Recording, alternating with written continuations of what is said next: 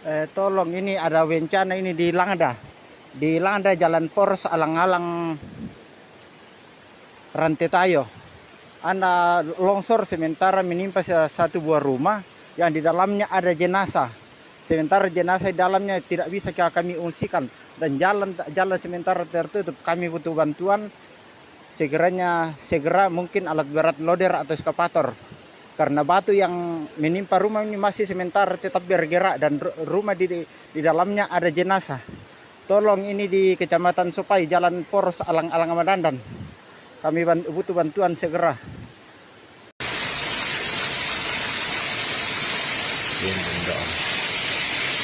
Sama ala aku domi kutiro na nayang-nayang mo, tuga-duba. Goyang-goyang ka mga mo. Rong ka mo.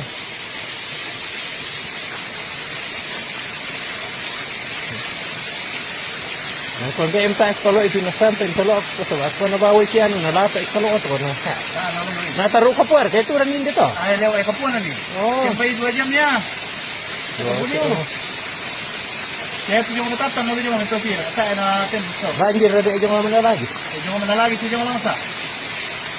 Yung langsa.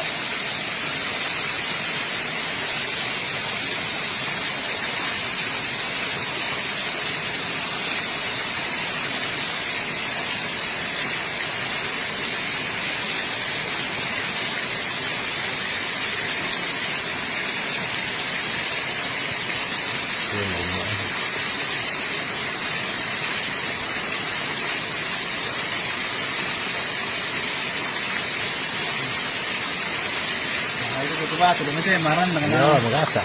Magasa na ron.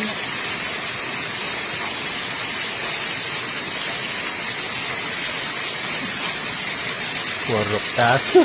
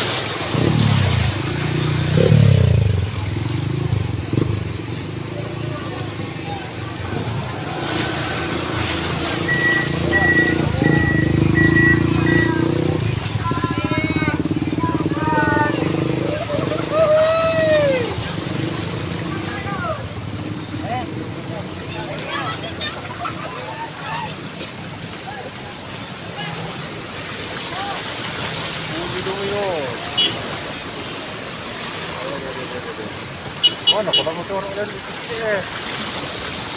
Ano, motor ulit dito lah. Yeah.